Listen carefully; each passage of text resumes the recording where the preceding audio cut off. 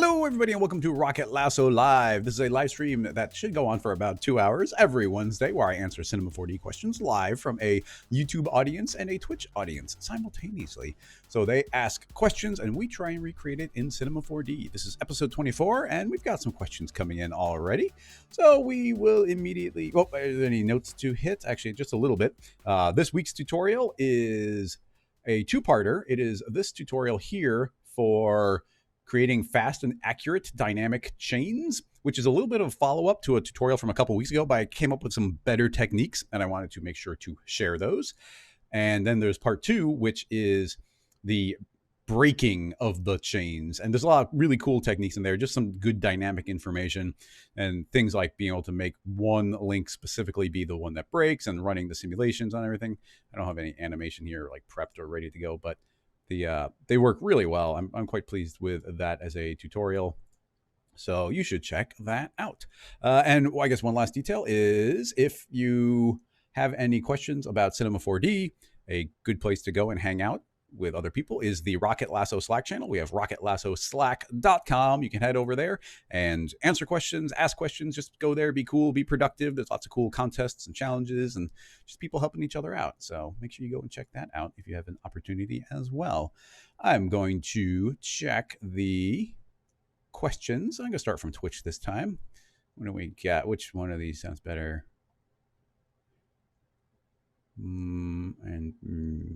Kind of like the idea of a modeling question. So I'm going to click on Trey's question.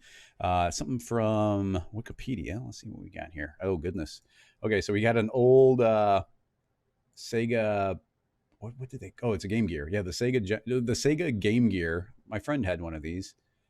And it's a modeling question of how would I go about modeling something like this. This is actually one of the... This is the type of modeling that's a lot more difficult. It's kind of mechanical, but it's also, especially it's partially mechanical because you get these holes for the speaker, but it's also very organic as well. This is probably some sort of like injection molding. So I don't know how they originally designed this, but I don't know if I'm going to, let's spend a little bit of time on it. I don't know how far I will go in total with it because, I mean, it's one of those things where it's like you just keep on noodling and noodling and noodling more and more and more and more and more, and it'll just be better and better and better as you go. But here we are in Cinema S22, and I would just start with, I'm not going to try and, a smart thing to do would possibly be find a very frontal view, and that image we had was pretty frontal, and actually put it here if you wanted to really get the proportions. I'm more worried about the general techniques. So let's see, I'm going to NB so we can see our polygons. And on the Z axis, I'll add two subdivisions. I don't worry at all about scale at this point. I just start modeling at the default size of Cinema. And in general, I think that's it's just not something we have to worry about in the beginning. So the first part is going to be getting the big triangular shape in the middle. I'd kind of like to have both of these on the screen at the same time, but that's not going to be easy to do. So I'll just keep it. I've got it on my other monitor to see it. Then let's see.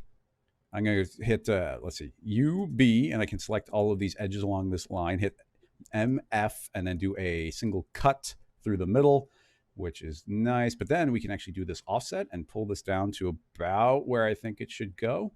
I don't often do that, but it's kind of useful in this case. So something like that seems okay. Then my angle, this will mess up my angles, but selecting these two, I'm going to scale them a little bit wider. That seems about right. Now, it definitely bulges out on the edges a little bit. So I'm going to do another cut. These probably are not even. And I'm going to set this to exactly, actually, I'm not sure. Let's do something like that. And then do one last cut in the middle. F again, do a cut and make sure that this one is right at 50%. So there's a cut hopefully right down the middle. I'm doing a lot of eyeballing that I wouldn't necessarily be doing if I was being, depending on what the goal of this was. Also, something important to keep in mind is what your end goal for this type of thing is, and even your resolution. Like if you're making something super low poly to live in the background, you don't need it to be incredibly detailed. It would just not be something that needs to be super high poly but this is going, my assumption here is if we're going for kind of a photo reel, then you're going to need more information. Now, a certain point, and maybe we're already there, we want to probably chop this thing in half so we only have to worry about half of it. So I'll do one cut through the middle here. Now I can do a loop selection UL, UF to select that edge, hit delete, create a symmetry holding Alt, and it's going to mirror it. Let's make sure it's mirroring on the correct axis, which now it is on X, Y. So now any change I make to one side obviously will happen on the other one. And let's see, the corners get pretty rounded. Even this middle part, ends up getting a big curve, but a lot of that is going to end up being part of the subdivision surface when we get there. Immediately, I think it's probably a good idea. Well, I don't know if it's a good idea, but we can grab all these edges. I'm going to MF on that. I'm going to do a single cut in the middle. It seems like it'd be okay. We're definitely going to be beveling these outer edges, but there's the point where I would mechanically or do like a bevel tag on that. Let's not quite do that yet. And let's just look at where we need. Okay, so now we start getting some of this height information where it's taller in the middle. And you see there's a lot of these big detailed curves, and making sure our geometry matches that would be pretty important.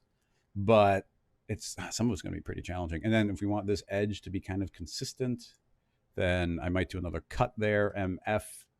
We hit actually UB MF. Do another cut, and that's going to be right down the middle. But if I do a loop selection, I can just zero that out. So I think we're on that Z. So I'll zero that out. Now I get a straight line. Just make sure it's over here. Honestly, probably be a good idea if it was sort of matching that edge, but let's not worry about that quite yet.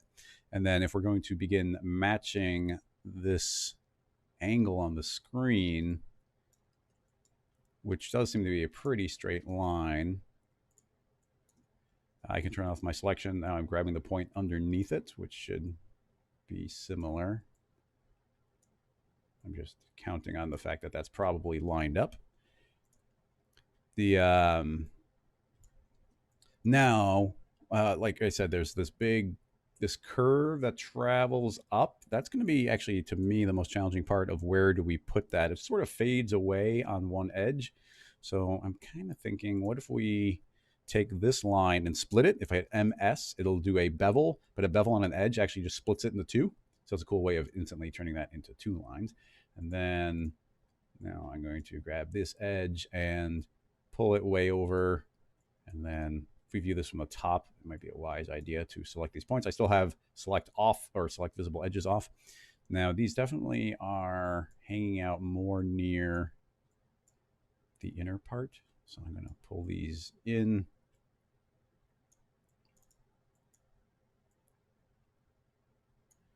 All right, but then this has to kind of curve into that shape, and I think that's going to be one of the most challenging edges that we have. So I'm going to do a selection once again. The edges are off, but I'm going to hit MF. I'm not entirely sure where I'm going with this part, but you see I get this cut. We got this ugly N-gon that's going to be happening here. I haven't decided how I'm going to deal with that yet, but effectively our curve, what we do want is this point to scoot up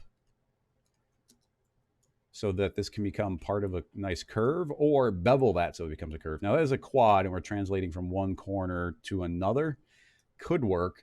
And one way that we could deal with this ugly quad being created would be to continue this edge cut. In fact, I might do select all, hit K for knife, and that should hopefully, yeah, it's going to select edges. Yeah, that all seems correct. Oh no, visible only. Turn off visible only, and I'm going to cut from there. Holding down shift, I can cut straight through, and now you see I'm back to all quads again, but we do get that nice little turn. But this is an extra polygon right here, so we do have to deal with it. It might change some of the curvature. It's just something to keep in mind. All right. Now the actual monitor, the screen coming in, and I'm not going to look up other imagery, but it does look like it kind of curves around this upper corner. Oop, now I'm going to turn off my polygons. So, let's assume that something like that is the screen. I'm not sure if this is a good idea, but I'm going to go ahead and do an extrusion right there. So it's going to shrink in like that. So let's just say that that is the monitor. This might cause trouble for me, but let's delete some of these edges that we don't want. Those shouldn't have been created. It messes up some of the symmetry, so that should fix that. So you can see that we're starting to get the bigger, bolder shapes. And this is the kind of point where I might make a copy of it, hit Alt G, and that just becomes the backup null. case we need to go back to an earlier state. And it is a wise idea to keep those types of states. Now, in addition, I'm going to keep in mind we're only looking at one side. There's probably a good chance to mirror it, but especially the way this shape travels through here, that's going to be really challenging. But I mean, the point being that I'm going to just focus on one side. Like essentially the same ideas are going to apply to one to the other. I'm not worried about, I'm not going to model both of them, but I want to see if we can get that shape a little bit. But a lot of it, if we're trying to do this cleanly and have it be as few polygons as possible, I mean, obviously we could just throw this into a volume, but I don't like volume modeling for this type of thing. It's going to create so much excess geometry, but it does, it travels upward, and then let's just kind of eyeball it. And it only happens up here on the top. So actually, I'll just select all these polygons. It's not going to select, well, I forget, K for cut. It's visible only, but it's also select. It should be selected only. Restrict the selection. So now I'm only cutting things we see. So this curve travels up, but it also sort of does a split where that would curve out maybe like that.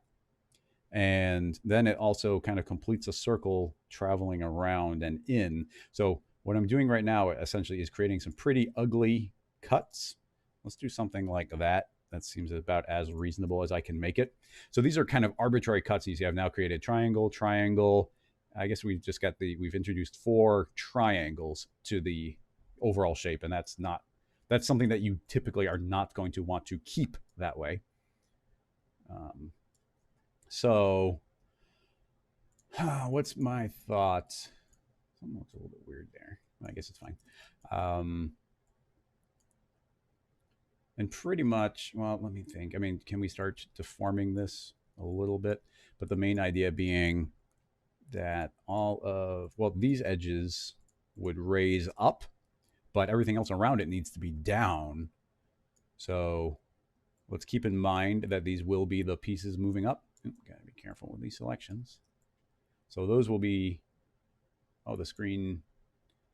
I beveled. I shouldn't have beveled this one polygon on the screen. Let me see if I can fix that, because I essentially made a mistake here, and that shouldn't have been extruded down. Let's see how quickly we can fix that. It's not the easiest thing, but I think what I'm going to do to fix it is, let's see how tall that this piece is. It's 3.4. I'll copy that amount. Grab this, hit the letter D for extrude, and let's extrude up 3.4. So that should even that out. So even though that's visually kind of correct, we know that there's a bunch of edges that just got made there that we don't want. So you see that that one's there, get rid of that. But also this edge, that's no good. Delete. That one's no good. That one's got 2. That one's got 2. There, I think that has now gotten rid of all the bad geometry, and now I have to re-optimize, select all. UO is the optimize shortcut. UO. So that has now hopefully cleaned that up, and the best way to check is probably to put that into a subdivision surface. And yeah, now you can see it's still clean, so that's good. All right, now back to what we were talking about. On our edges here, those will all travel upward, but they need their corollary essentially. Also, this is not enough of a curve. Let me think of the way I might do this.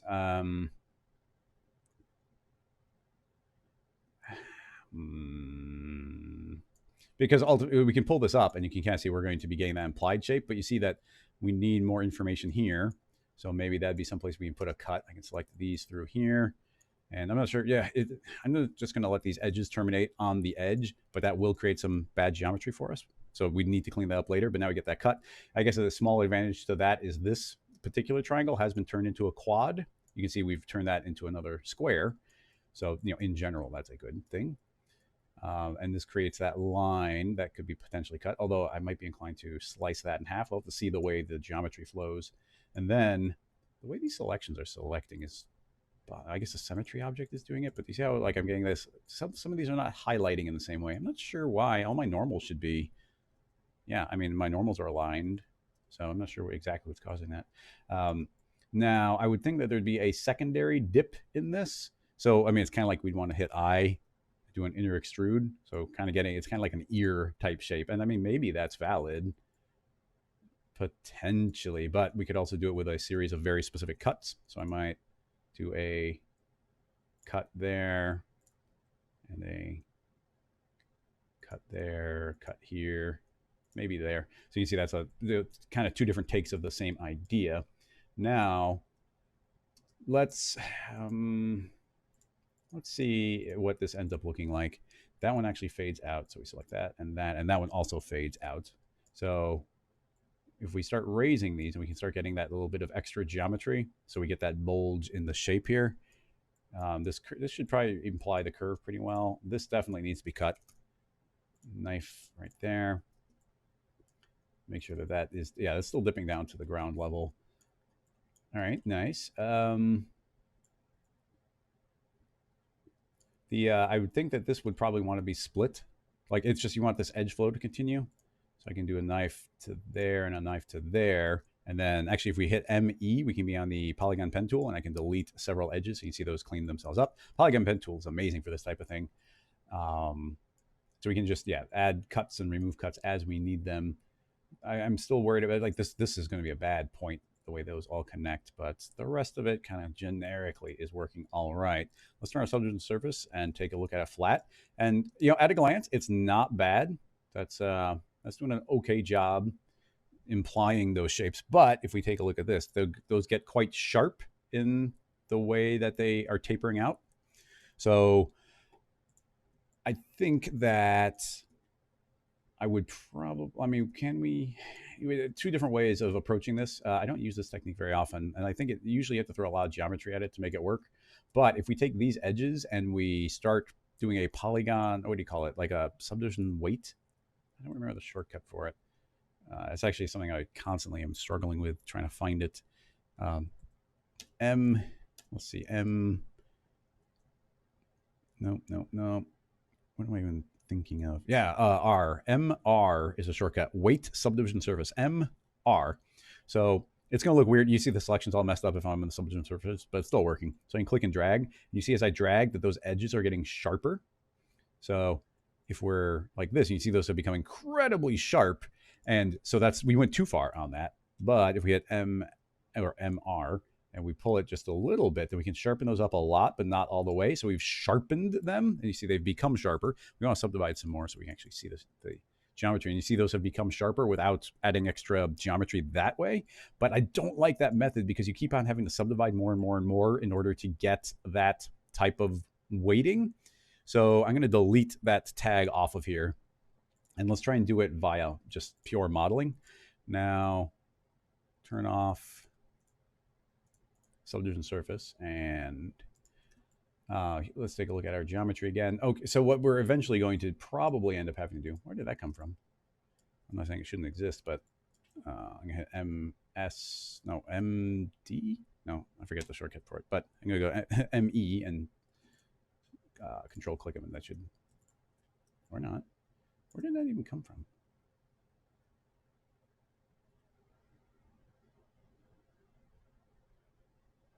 Where did those come from? I'm gonna hit undo a bunch of times.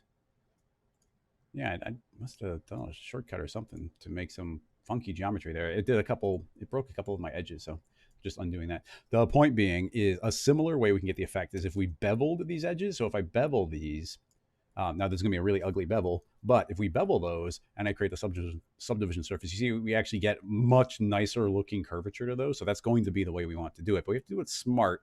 And that's one of the toughest areas to do this type of thing, because once you make that kind of bevel cut, it starts becoming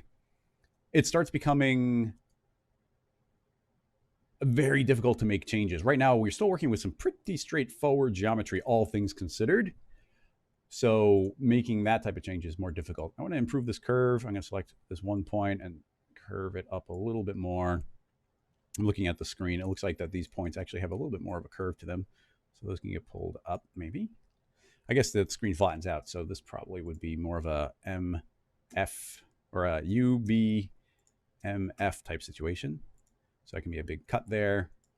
I guess scooting that there's maybe a good idea. And then another cut right across here would probably be a good idea, but I don't want to go too far on it. And I'm being very careful about grabbing certain axes right now. You can see I grab this to make sure I'm not pulling it up and down. I'm keeping everything very flat on the particular plane I want it to be. Now let's see. There's some like this geometry technically doesn't need to exist, so like that could merge over to there, and we'd want these to align with it. So actually, what might be a little cleaner is just merge that in the opposite way, and then grab these and scoot them down or over. Look at it from the top will probably be the best, and maintain that curvature there. Middle mouse button, you can select points easily. Oops, something like that. Scoot that along. I want to maintain that curvature. It's just kind of eyeballing it, but maintaining the curvature is going to be really important. That's weird. Oh, it's not seeming to select. Oh, there's only one point. That explains why it's not selecting the additional ones. And yeah, it's just where we put the cuts. But anyway, you see how I'm trying to be very meticulous with the way that I'm choosing to put, where I'm choosing to put a lot of these, and wherever you can space things out. Like the subdivision surface will be more forgiving if these are more evenly spaced where applicable. Let's see, this curvature, if I was, let's make some more cuts. Select all, K, visible only. So I could do a cut here, and then maybe carrying the shape through would be a good idea. I'm thinking we could do a cut there, and then maybe one to that corner. Now let's make sure that this point is probably, these 2 points might be floating a little too high. This is the actual height we want, which is 21.8. So if I select all of these, we can see that there's some height to them. So I'm going to type in 0 on the height, paste in my exact one, and now that's going to flatten those out on the lower height. And you see, I want that curve to continue through.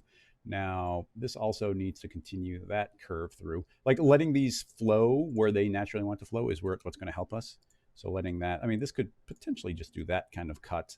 And this geometry, knife, do a cut there, and then ME, I can kill off that one. And you can see I'm trying to eliminate the triangles as they present themselves. Technically, there's one here as well, but the way that's flattening out, I think I need that information. So I'm not going to eliminate that one. And then, here's a triangle. But see, this one that's more forgiving right now. It'd be easy for us to make a cut later, so I won't do that until it's kind of like the final cleanup step. But these edges are looking better. This edge probably flattens out earlier than the exact edge, but I'm not sure how much further I'm going to go with this. If I'm going to go chasing triangles around, there are definite things I would do. Like, well, this one's an obvious like n-gon, so like we'd want to maybe turn into a triangle, but a way of getting rid of that triangle, don't put the cut here. I'm going to instead put the cut there, and you see I've turned that in the quad, and now this triangle also is technically turned into a quad. But these kind of flat areas are the areas of greater forgiveness for us. We can make changes to that. It doesn't really matter what this looks like because eventually it just turns into one polygon. So this could, I could make a cut right there and then eliminate, and clean all those up. And now you see that that's turned into a completely different type of shape. And then it's like, okay, well, this is creating a 5-sided shape. So I could do a single cut there right down the middle. And that actually fixes this triangle. And now it's perfectly aligned. But as soon as I scoot that, you now see that I've turned that entire section from a bunch of triangles into quad, and eventually it goes out. So that's good. But these poles, like these 3-pointed poles, like can create weirdness in your geometry. It's not something I'm an expert in, but I've done a decent amount of this type of stuff. And a lot of this just goes to starting to chase your triangles around, making nice, clean geometry, making that work.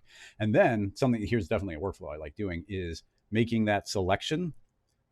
Shrink this down. I'm going to make the selection of the points I actually want to get beveled, which are these.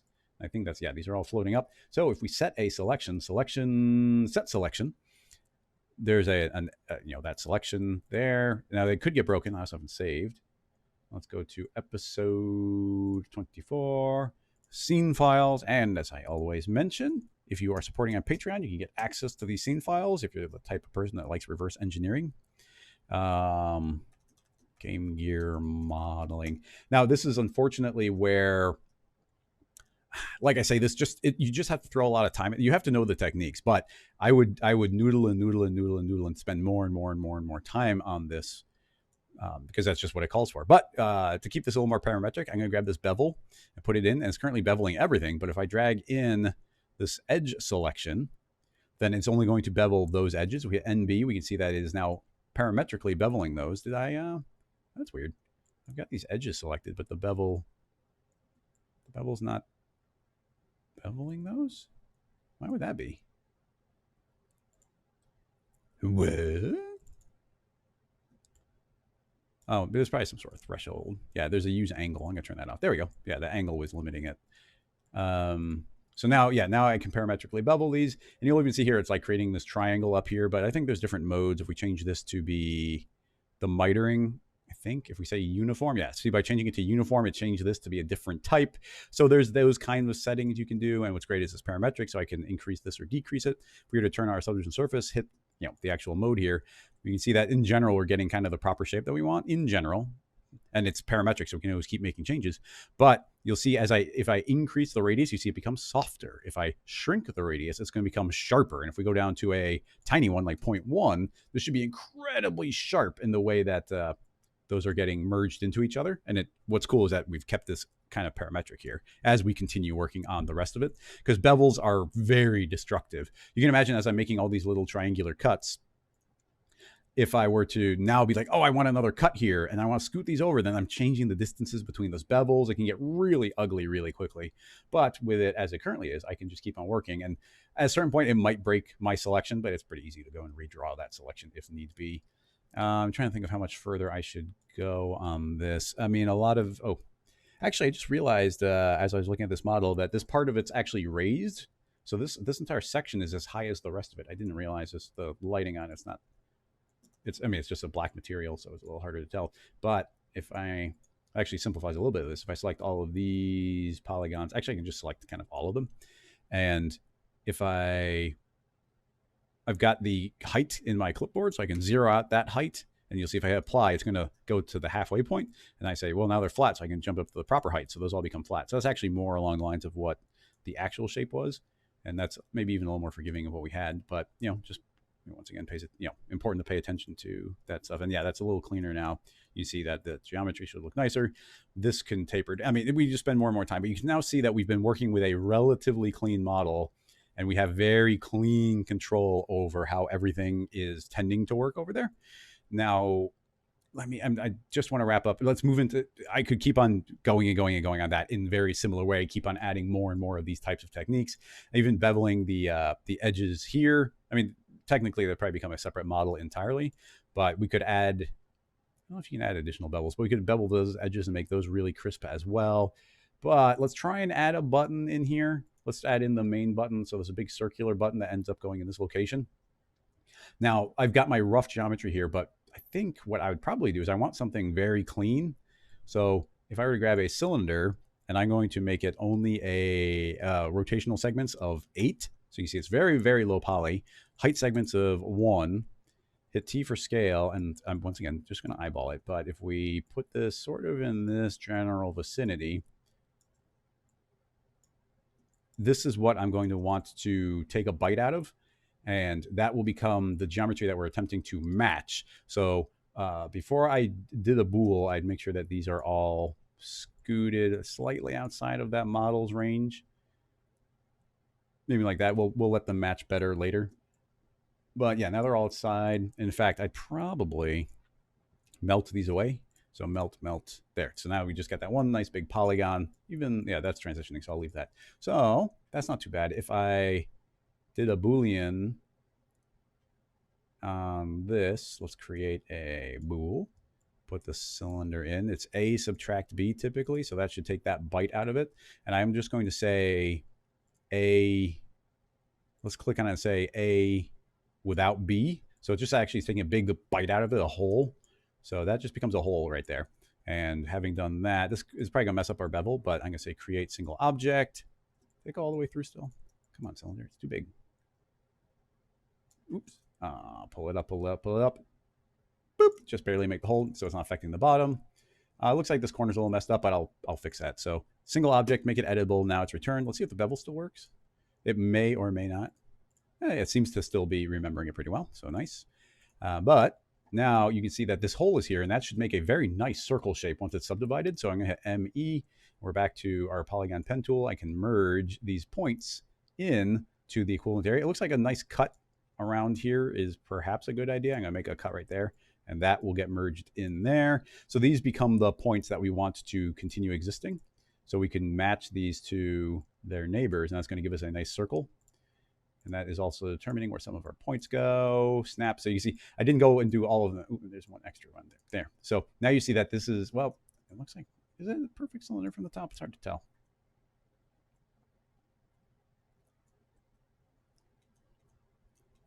Maybe I undid a couple steps, but let's make sure that that's snapping the correct spot. I think I might have missed one, so it's slightly messing up the shape. But if the point here is I want to show that that creates a nice shape for us, I can now close that polygon hole, MD.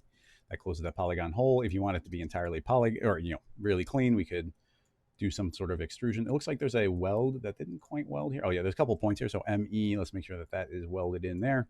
That is welded in there. This is welded in here. So just make sure those points are all perfectly matching. Got a couple extra ones where I have been intersecting our line. So yeah, spend a little more time cleaning it up. Close the polygon hole, MD, ME, melt. Oops. Undo. There we go. Now we just got that polygon. Now, if that was going to become that polygon hole, I can just do a very simple D for extrude, or possibly I for inner extrude. Pull it in a little bit, and then D for extrude, and pull that down. And that can become the point where our hole, that's now kind of prepped for a hole. And you can see how it's kind of matching everything there. And if I turn this on, hopefully, okay, let me make a couple cuts over here just so it looks nice and clean. Over here, we can complete our edges. Polygon mode, select this, knife tool, cut to the edge, cut to the edge. So those are additional polygons. We could work to return those or make these, full what am I doing? ME. Yeah, these are more quads. We can remove as many of them as we possibly can feed in. But now you see this is a complete shape. We get this perfect cylindrical shape in there. If we turn our subdivision surface, we should see a perfect circle right there. That's a perfect circle, and we just snapped our other materials to it. So there we go. Perfect circle, looking great. I probably should have rescued my cylinder. That way I wouldn't have to do this, but I'm going to hit E for move, Shift S for snap to polygon point, and hopefully, I think that's snapped to the proper spot. Yeah, the center polygon. So now this is all prepped to be able to put this in, and it's just going to match really nicely as far as that geometry being clean. So feeding in that raw shape will go a long way. Now it looks like our edge selection might be doing something funky there.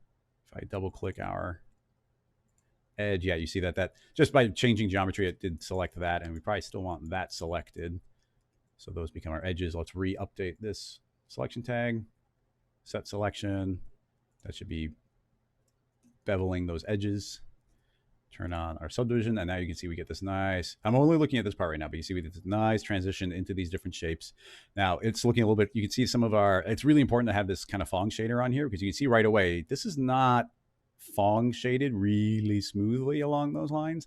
And that's, but we can tell right away, and some of the problems happening if we click over here and we see that the geometry is, we got a triangle. These triangles are really what's causing the trouble there. So you wouldn't want those triangles meeting the way they are. So we could eliminate triangles several different ways. I'm thinking here, and I'm just going to keep on chasing the problem to this bottom edge, and we're getting close to wrapping this one up. But I do enjoy modeling, so I do enjoy when somebody gives us these types of questions. But it's important that we're tackling just I don't want to be constantly giving new information. But you see I'm turning those into quads, and then here's a triangle one. So eliminating that triangle somehow, it seems like it would be a good idea. So honestly, it'd probably be a good idea if this would probably work if we just let this travel to the edge like that, and then melt that one away. And those are now all quads meeting this edge. But yeah, and then here's another triangle, and this one it's another example where this could, it's going to get the wrong height if I do this, but I'm just going to, actually, no, it shouldn't get the wrong height.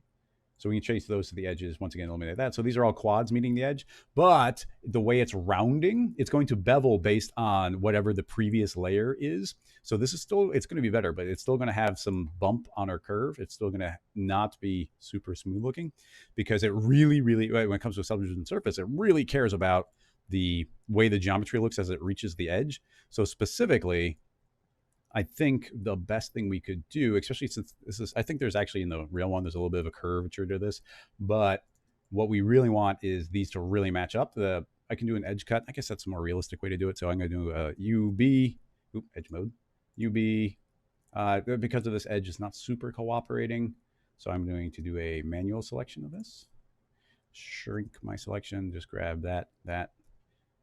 Grabbed a couple I didn't want, but we'll do this. Not that. Okay, MF to do a big cut right there. It's going to cut straight through. And now I've got these new edges, UL, hopefully to, well, I'm going to do, what's the MP? No, MU. Dang it, what's path selection? Or that's U, isn't it? U, M. Okay, yeah, UM. I knew M was involved there somewhere. Now I can just draw my path. And essentially this entire line should be a straight line as well. It's actually a little bit of height as well. So I'm going to zero that out. I think I still have the number pasted in. And the X value should also be 0. So that becomes a perfectly straight line. And then that would scoot over there. And as long as that is lined up nicely with the edge, that should give us the bevel we're actually looking for. So then, you know, potentially scooting these points away is a good idea just to even things out a bit. What's the slide command? MO. So, the slide doesn't affect points apparently. Not the biggest deal, but yeah, we can, oh, not the selection, please. What is this doing? Escape, please. Scoot. Wow, okay. The edge slide is not cooperating. Looks like we got a couple rogue points here. Oh, my selection's really tiny right now. Delete that rogue point. Here's another rogue point. I'm not sure where all these rogue points came from. Maybe some function I just ran did it. But yeah, clean those up. This is obviously bunching up. We don't want that. But anyway, this is going to be kind of the last thing I do, and then we're done. Now that this edge, and it's not going to work down here, but we just spent some effort to flatten out this edge right there. And the other thing I had been going to say is if we wanted to, I could have just grabbed all these and hit D for extrude, and we could just extrude it out an extra level. But now we did it the harder way. But now we have that one edge that is very even. It's very flat. So now when we turn this on, I do expect it to, if we look at the Phong, if we look at the shading here, it's very clean, very even, because it's got the same, this line, let's see, this line right there. This line is very even, and this line is very even. So the subdivision surface can work very well with it. So that's an important variable for outlining those. Potentially we could have beveled that edge as well, but you know, that's kind of a manual way of doing it. Turn our subdivision surface, and now you can see we've got a pretty good version. We'd want to start flattening this out and possibly tapering that more, and even the final bevel might end up getting split out, so that's a little trickier. But you can see how we're getting this nice kind of, these are like my favorite, like soft but hard edge type of thing. I just really like that kind of look. And you can see how we're getting this nice transition. This arc, we have a really good control over this arc. You see how right there it's pulling in a little bit too much, but we can just go back to our point mode. It's really hard to do. Actually, you can't do it with subdivision surface. It just really messes up our point count. But this point needs to be dragged more up here. Now, what's a pain is like I did that selection, and I see if I move over, it's acting like it's over here. But I still do have the point I want selected. It's just represented way in the wrong spot. You gotta be careful though. It can get a little crazy. But yeah, now I scooted that, and that should be more of a nice clean curve. So yeah, it just goes to more and more and more of that same thing. If we put another 2 hours into this, maybe we could get the base area looking like as clean as maybe this little section is. But that's as far as I'm going to go with this one. Hopefully to clean up. I mean, I really like modeling. It would just be, you know, maybe one day we can do an entire modeling episode, but it would just be one person's question to do it. So it just makes for, I really like doing it. Just to make for very interactive live streams. Okay, well, hopefully that helped, or at least we were getting some information. I saw there's a lot of chat going.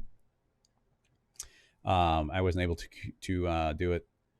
I can't keep up with the chat and kind of have a flow going there. Trey, I'm with you. I really like modeling. It's really, it is really relaxing. It's just like, oh, I'm just going to do this and do this. It's really fun modeling things, especially if you got a little bit of reference and you're cleaning things up. It's like, oh, okay, like this is fun. I enjoy it, and you have a definitive thing you're aiming for. So I think the end results can be really nice. And let's see.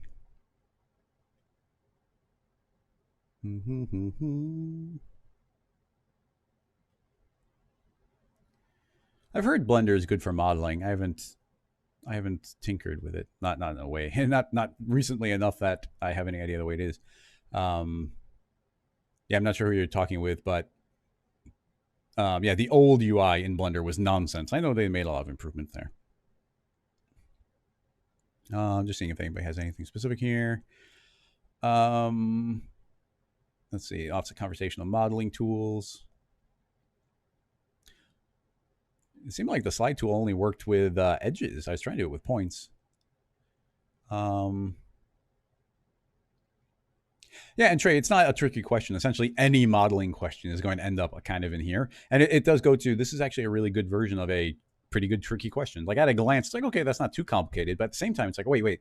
Like there's these, there's a cylinder shape very specifically in this piece. And there's there's these different sections that have different vibes. And you can see this gets pinched a lot tighter, and then that's a little bit smoother. In fact, it gets smoother as it goes. We can do that in it, but you got to pay attention to it. So I do enjoy this type of modeling. Dang it, I gotta stop doing that. I just minimized everything on my screen. I gotta pull all my windows back up again. Okay. Let's see. Michelangelo. How would you simulate a basketball net reacting to a ball? You're saying that you had tinkered with it in Marvelous Designer, but couldn't get to work in Cinema directly. Okay. I wouldn't overthink it, to tell you the truth. There is I would do the very, very simple version of it. So let's see. I'm gonna do what I always do, which is not look at any reference, and we can create a cylindrical shape. I'm going to give it a single subdivision upward, keep it pretty low poly all around to make it run really quick. Increase the radius of that. There we go. It's a pretty good basketball net, if I do say so myself. And the last bit of detail, pull this up, pull it in. I think there's a little bit of curvature to the way the net works. MB, MF, cut, UL, T for scale. Shrink that in. Yeah, we can kind of get a little bit of this tapering look. I'm not sure how far it goes, but I think that's approximately correct. Something kind of like that. All right, so that becomes the net, and we don't need to do much more than that. We could subdivide it a couple extra times. I can do, even subdivision of this would probably be a good idea. UL for a loop. We got both of those, hit MS and do a split like that. If we're inclined to make those a little bit more square. But then I guess because of how simple this is potentially, we could just do a cloth, a cinema cloth dynamics. So simulation cloth collider, no, cloth. And that is a dresser fix the points. And now if I play, we should, you can see just a little bit of wiggle, but it's not much. So it's just kind of settled there. It seems to be working just fine. And then we can make a basketball fall through. Honestly, let's make it just big enough to fit. I'm not sure what the ratio on the hoop is, but let's say it can fall through there. I'm not going to go too complicated. In fact, I'm going to throw, this is dangerous, but I'm going to try throwing a regular rigid body so that will just dynamically fall. And then let's try adding a simulation collider body so it should react. I messed that up. Simulation rigid body, right click, simulation cloth collider. Let's try that. Nice. Okay, so that does work. It's not enjoying it very much, but it does work. So let's say that there's 0 friction. So hopefully it can just slide past. It's really catching on it. Yeah, there's some weirdness going there, but let's try tweaking a couple cloth settings.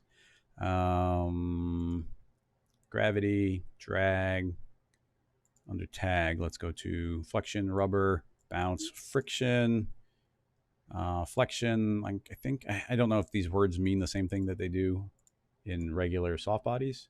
Wow, that's really breaking. I'll try changing the sphere to an icosahedron. I'm a little surprised that that's not working. It's very simple geometry. Oh dear. Oh, okay. Well, apparently it's very stiff right now. So let's go easy on the stiffness. And the rubberiness, that tends to make it very floppy. That's better, but it's still... let's go easy on a lot of numbers.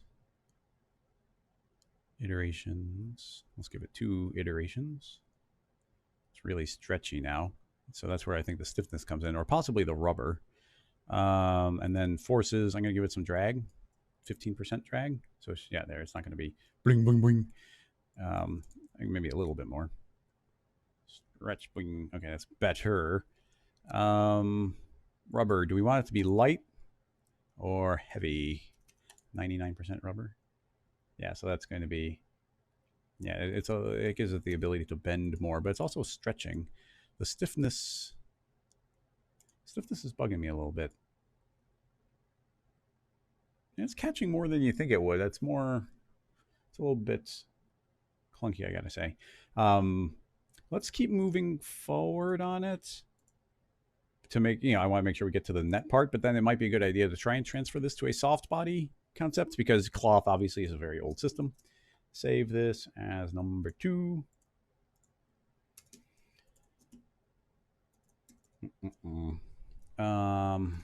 Basketball net dynamic.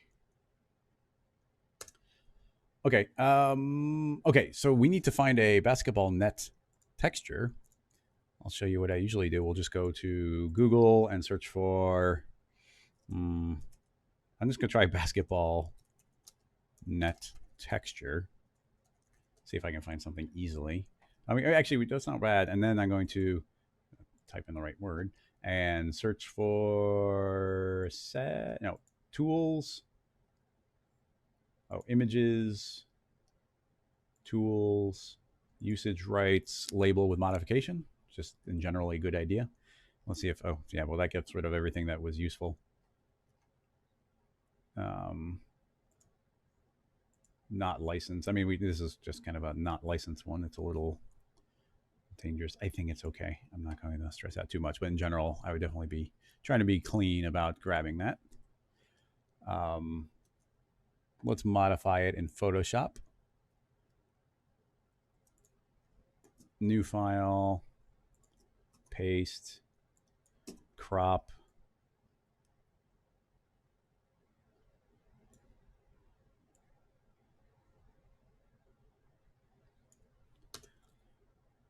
Close enough. Well, sort of close enough. Let's zoom up a little bit more. Yeah, we definitely got a watermark. I'll leave the watermark in there because it is their image. I'm holding down control so it's not snapping. I don't mind it being a little bit cropped off here. I'm not trying to be too specific. Or, I don't.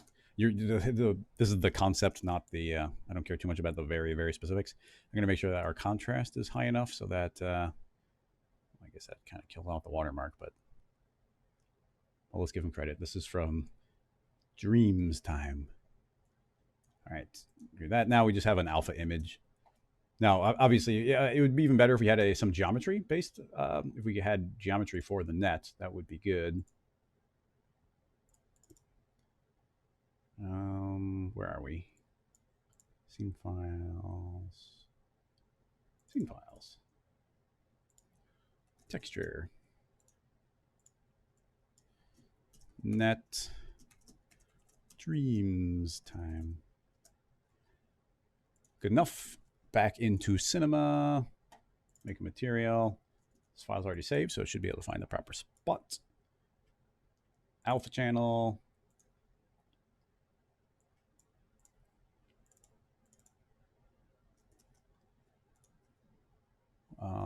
Did I not save it in the proper spot?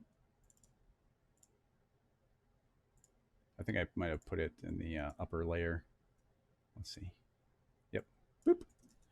It's one thing I do. I mean, there's plenty of things I like about Windows. But I do like the ability to manipulate and copy and drag folders in a Mac. Like you can only do that from a single area in the system.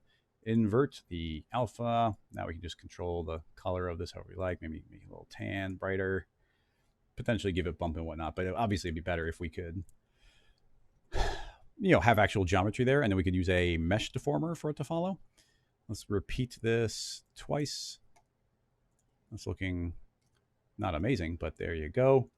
So that's the net. So, now you can kind of picture that as the net, and we can just run that really soft body simulation or the cloth simulation, and now we get the net. We don't have to overthink that. Having said that, let's try and do the soft body version of this. I'll save this and save immediately again. Rename it soft body.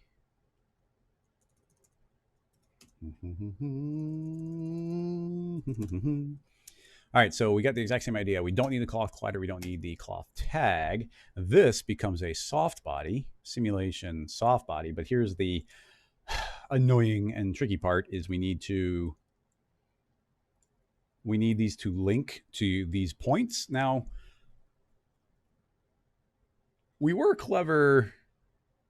I wonder if we can be clever again for locking these in quickly. The more techniques I can find to do these types of things fast, the happier I'm going to be. Let's make a selection tag for those, and then create a cloner.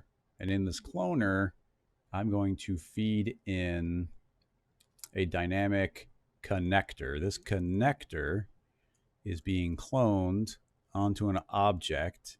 The object will be this point selection. I think maybe we have to drag the object in. Drag in the object and then limit is, yeah, bring it as the object. Tell it to clone onto the vertex, and that was cloning onto the vertex. Limit it to this point.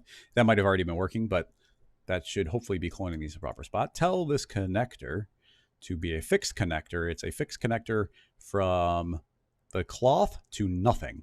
I'm going to tell this I want to be on a particular polygon point, though. So it's currently on point 0. So it looks like our point selection up here, I'm going to click on structure. That's the worst possible point count. Can we rearrange them? That's a bad idea. It doesn't like that. Okay, this is not going to work too well because it's 0.2, 5, 8, 11. I mean, there's a pattern to it, but they're not like the first points and they're not the last points. The point being is they're not in order. Maybe we still can, though, because it's 2. What do we got? We got 2 through 47. That may, I don't know, maybe it'll work. So if we say that this one is on point 2, so now you see it's actually up there, and then we put another one and we say this one is on 47, and there's exactly that count of them. Does that work? I don't know. Let's make that editable and select all these. I mean, oh yeah, so it's cloning there, but it looks like it's, oh, well, undo. Put this into blend mode and then make it editable. Let's see.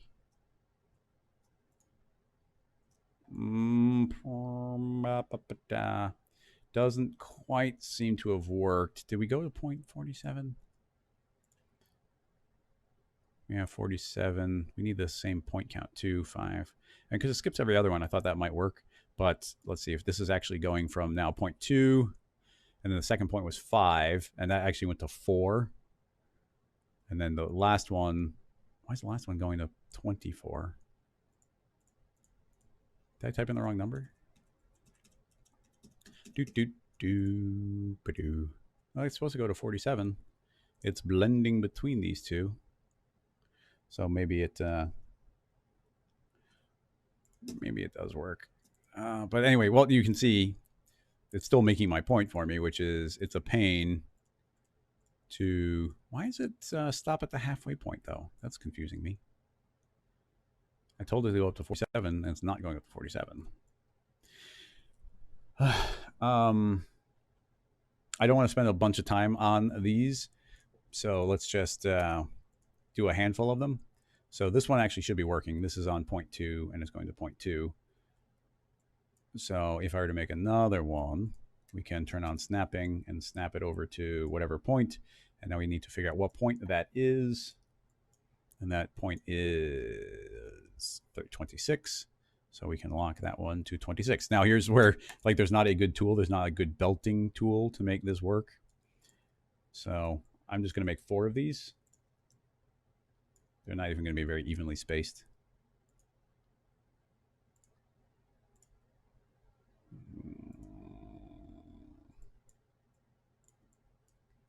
Do, do, do, do, do. 28. 28. And one last one.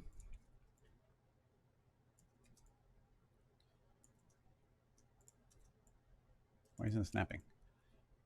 Snap, please. Oh, there. Okay. And that is going to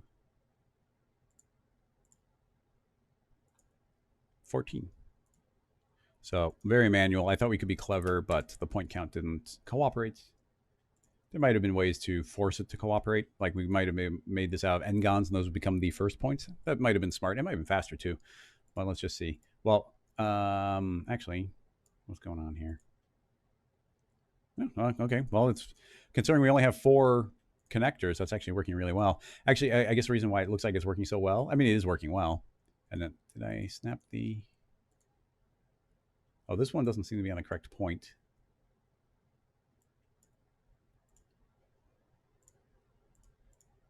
That one should have been on point 38.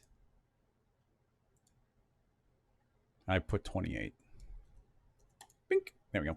Okay, so now these are all connected up there. It's a soft body connection. The important variable here is the region of influence, so it's actually spreading out to the points around it. So we could start shrinking this down, and I think it'll become a little bit looser.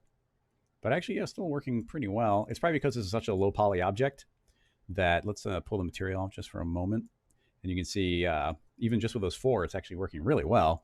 And the big part of this is all the structure and damping and flexion. So if we lower the structure, then we should see lower the structure, lower the shear, even potentially lower the flexion. This is going to enable it to bend and wobble more. I guess we still want some pretty good shear.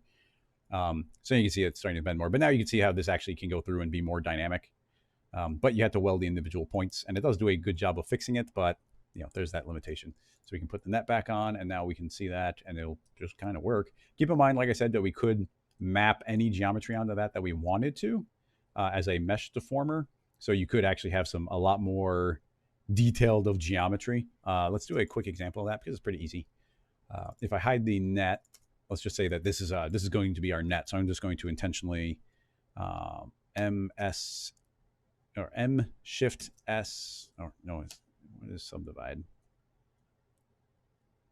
I can't remember what subdivide is. It's US. So I'm going to turn on a smooth subdivision. You can see I'm going to smooth out.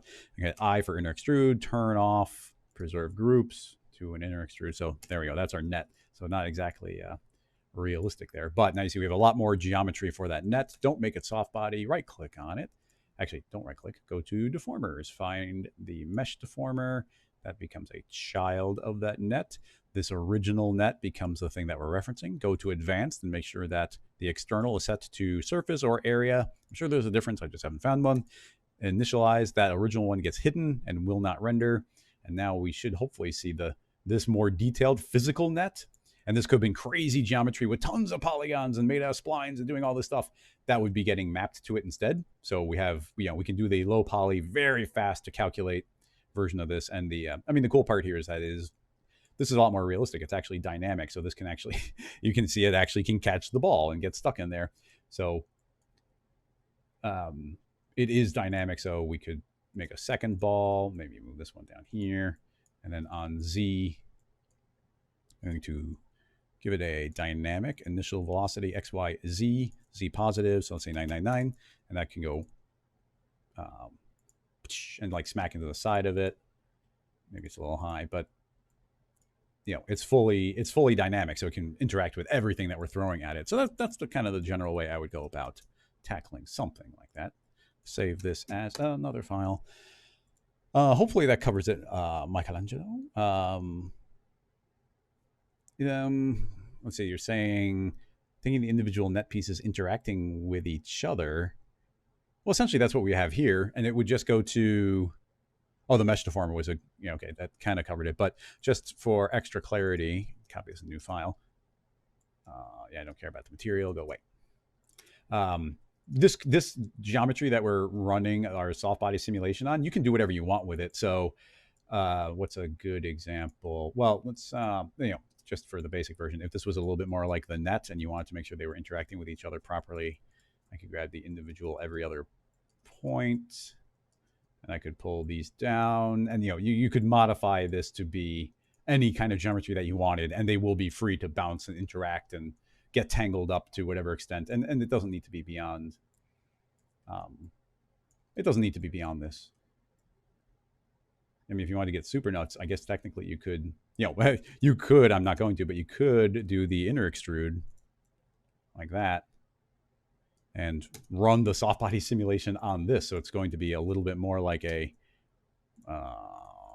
sorry, tags go away. This could be the actual geometry, and thus these holes would be there, and maybe things could get a little more tangled up. If you have it, if you do it clean enough, this could work, but we don't have it pinned down, so we're just gonna not do that. But yeah, hopefully that kind of covers that. All right, we got 50 minutes left until I have a hard exit here. Yeah, good old Adam Array. I'm going to do the quick shout out right now. I have people say this all the time, and they think I don't realize. Adam Array is super old school. It's been in cinema forever, and it's a fine little tool. It does what it does. So I'm going to make an Adam Array and put this in. And that should do a nice job of creating that jump. It's not welded in. I should have done it in the other file. But, that does a fine job of creating this geometry. And, yeah, obviously it works. And if you don't want to see the spheres there, of course, we can lower this down to 2. And now we're just going to see more of this netting. It works well. It's fine. Oftentimes, I won't use the Adam Array. And people are always saying, why aren't you using the Adam Array? Because I have a preferred method, which is using a cloner. And we can do something like create a cube and drop it in the cube. Set the cloner to be based on an object. The object will be the cone. The distribution will be based on the edge. Scale it on the edge, and now we have one clone per edge based on this cube. So I'm going to hit scale and scale this down.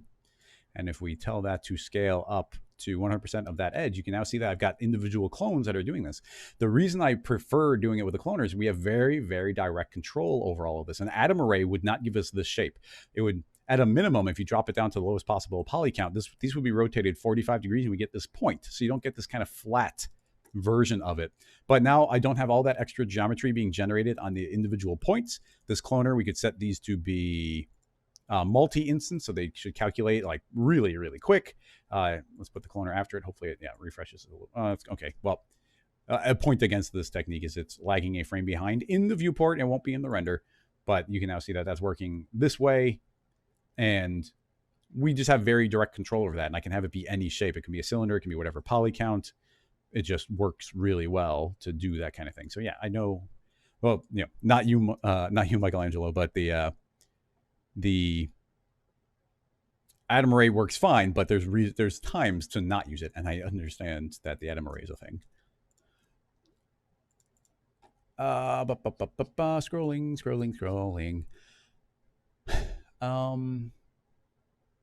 Let's see. Lots of math and conversations going through here.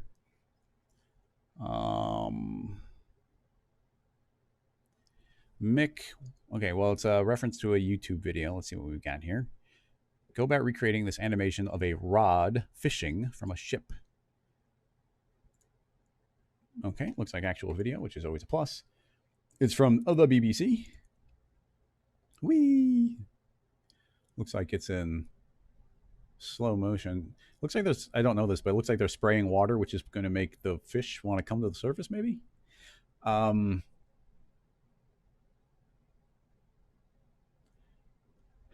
guess your question is like you want this very stretchy rod, I guess. I mean, there's two different methods overall that you could go about doing this. One would be just create a rig and do what you want with it, like hand keyframe it. And the other would be doing the entire thing dynamically. You just say, how would you go about recreating this as an animation? But let me think. There's three different methods that are popping ahead. One would be hand keyframe everything. And you could do it really straightforward with like bevels, or not bevels, like bend deformers.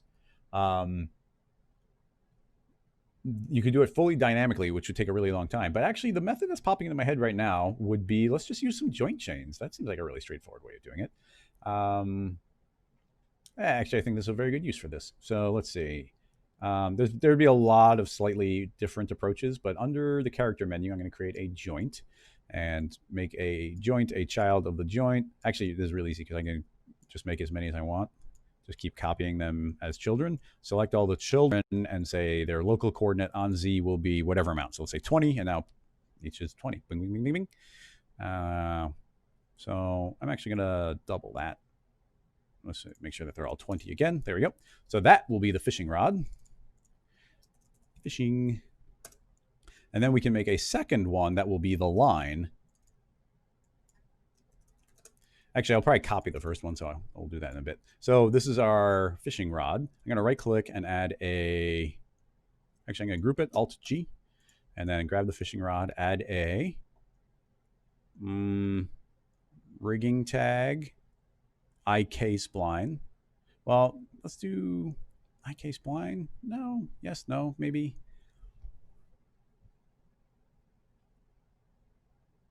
Do IK splines have dynamics? No, they don't. So it has to be regular, but that's fine. We can bind it to whatever we want. So it'll be an IK spline. This IK spline is going to end at the end. And it has a goal, but honestly, I don't even really care about the goal. I'm going to make there not to be a goal. And then let's go into dynamics. And this, I'm going to save it right away. These dynamics sometimes can hiccup and you lose everything. So having a robust rig while you're working on it is a good idea. Fishing pole. All right, so the super basics, let's turn on, let's enable dynamics. Everything should be kind of fine out of the gate. And if I hit play, it's going to go bloop. So we have different settings like our rest hold. And you can see as I increase this, it's going to become a lot, well, it can get a little bit funky. Maybe we're making too many subdivisions on it.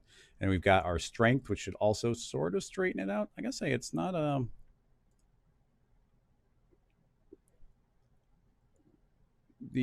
a little surprised. Like, look at how as I increase this too much, it's starting to get a little bit wonky. That's not the way I thought this behaved. Maybe my fundamental understanding of the way that these dynamics work is not accurate. Because you can't lower position hold even if you go down 1%. Well, okay, apparently 1% is not it, but you don't have to go very far down until the entire thing going to start like stretching out of existence. Drag isn't really much of a variable. Now there is gravity here, and we do have how many steps are iterating per step. So I'm going to try increasing this. Okay, actually that's doing a better job. So yeah, let's try. Yeah, there we go, something like that. Of course, more steps probably means it's refreshing really quickly. So yeah, this is going to make that go nuts. Did I just do we still need the steps to be low? Because this should give us better dynamics. I really don't want to see that line. It's bugging me. Display, don't show the line.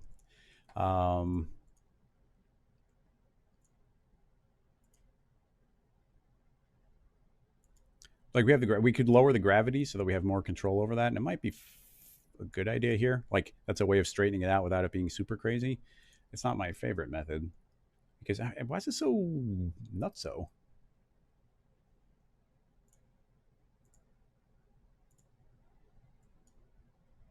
I mean, I might just be making this joint chain too long.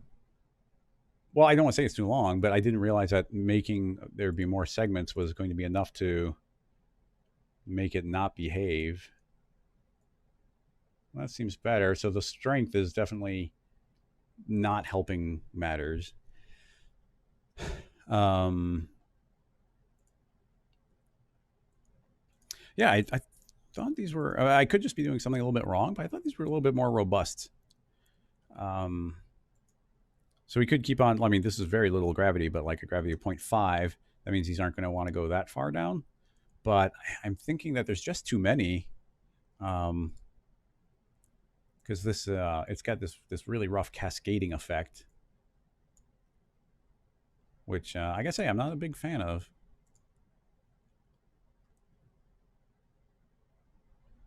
So just for the sake of experiment, let's try dramatically lowering the length. How many joints are here?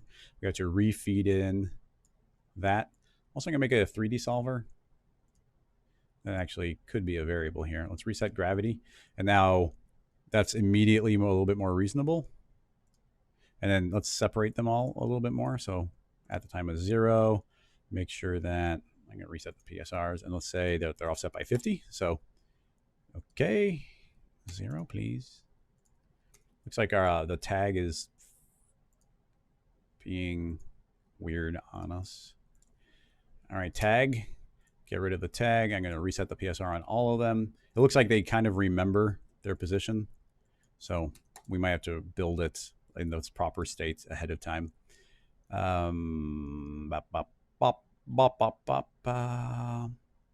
Rigging. Okay. endpoint would be the last one. Let's make it go in 3 dimensions and go to dynamics, enable that, hit play. And then what's the main one? Rest hold. Yeah, the rest hold is being a little more reasonable now. So with that in mind, well, that's pretty strong now. Strength. It's a little better. Don't keyframe. Yeah, it's a little better. The I don't know. I guess I'm a little disappointed in the basics. I mean, this seems a little better. Like this, like it's kind of working, and that this would still be more than enough to, model the fishing rod. So let's just assume that that is good enough.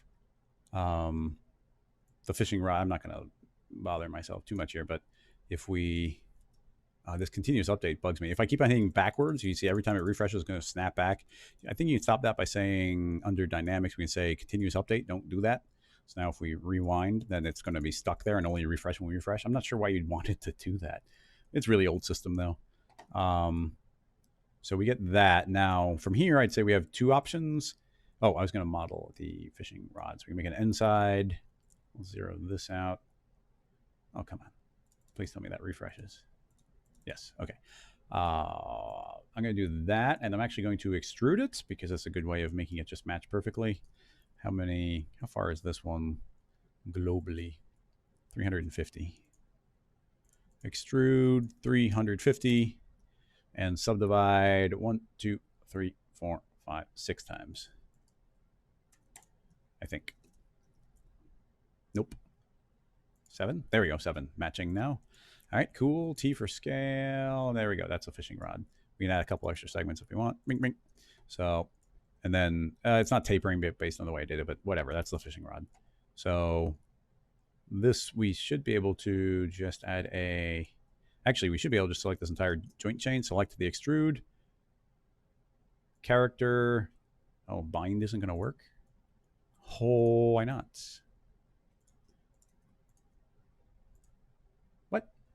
Does it need to be made editable? I didn't think it did. Maybe it does. Oh, maybe it does. Select everything. Character bind. Apparently it does. So bind it. And now you see it adds a tag and a skin deformer. So if we hit play, there we go. We should have a fishing rod, turn off the original one. So there you go. That's going to go wherever the rest of it goes. So the second part of this could be a second joint chain or spline dynamics. Probably spline dynamics. Well, spline dynamics would be quick, but a second joint chain is honestly just almost as straightforward.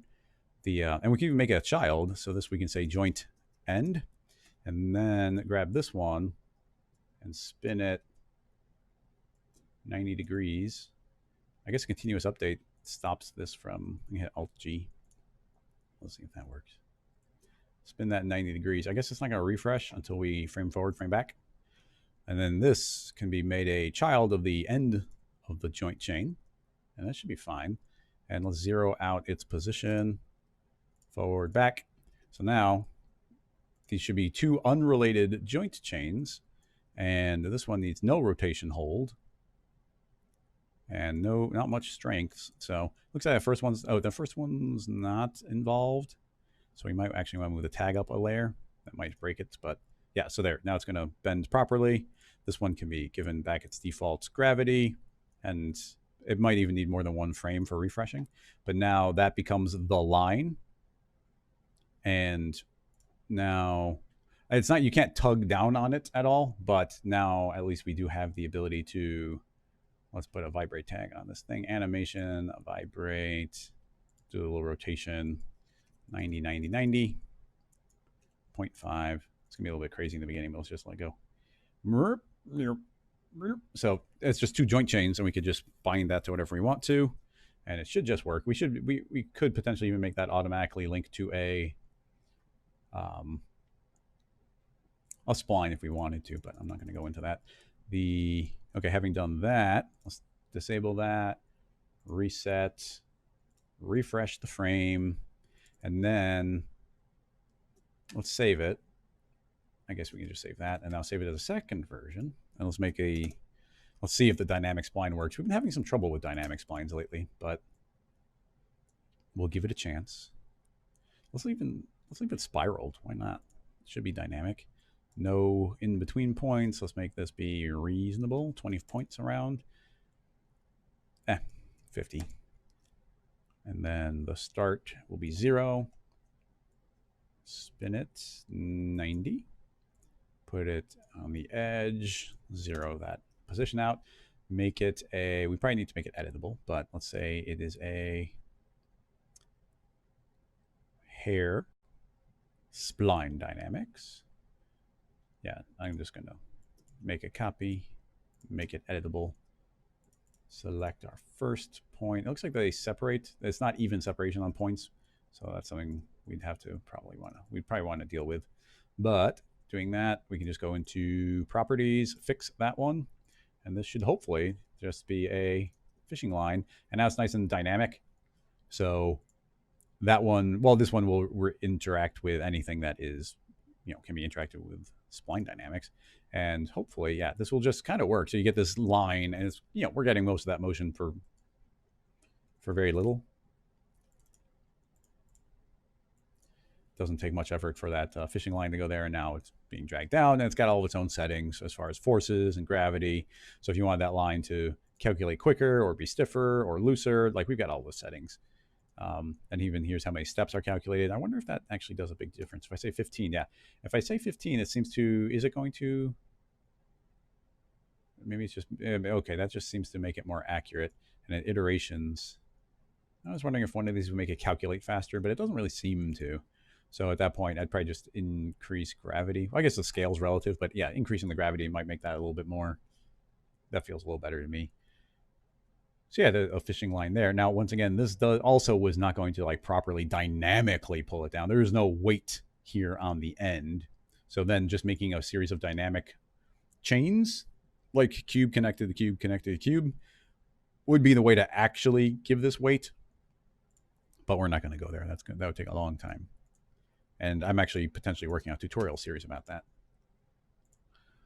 Maybe. I have to think of a new tutorial idea for tomorrow because I realized what I was going to do isn't going to work, but there's some really cool stuff to do there.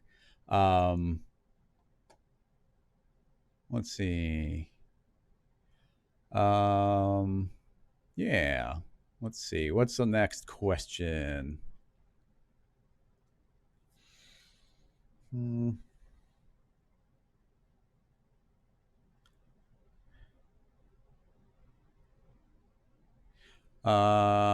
Norvidas. Well, that's good. I'm not sure if you're referring to the fishing rod here, but if that worked, then that's cool to hear. Monthlies. Or Piers also got one. What do you got? There's a sticky soft body sim. Now you're talking my language. We have 30 minutes, but then you've also got, that one's random. I'm gonna try the sticky soft body because I like that idea. Oh, it's gonna be challenging though. But let's try it. Okay, we got Instagram. I'm gonna pull up on screen in a moment. Just mute it first. Sticky soft body. Oh boy. Well, they're using Houdini, so that's not. Oh man.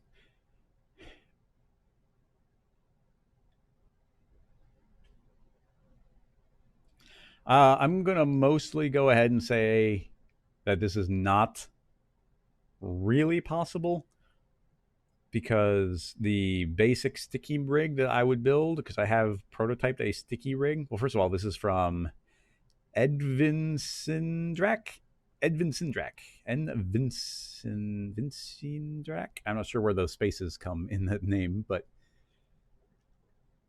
that's really, I mean, it's gorgeous. It's cool. And it's super sticky, soft body type of look. So that is cool. I like it a lot. But I can't think of any way to actually make that.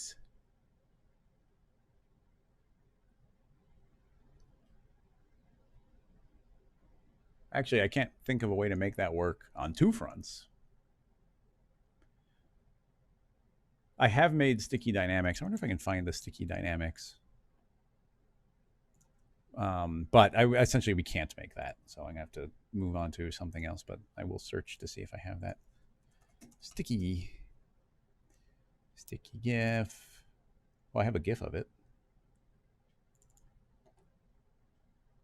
Oh, yeah. Well, here's a concept of applying here's stickiness on like this tentacle concept. So you can actually see them collide with each other and then they get stuck and they're sticking to each other, which is pretty cool. I really like that.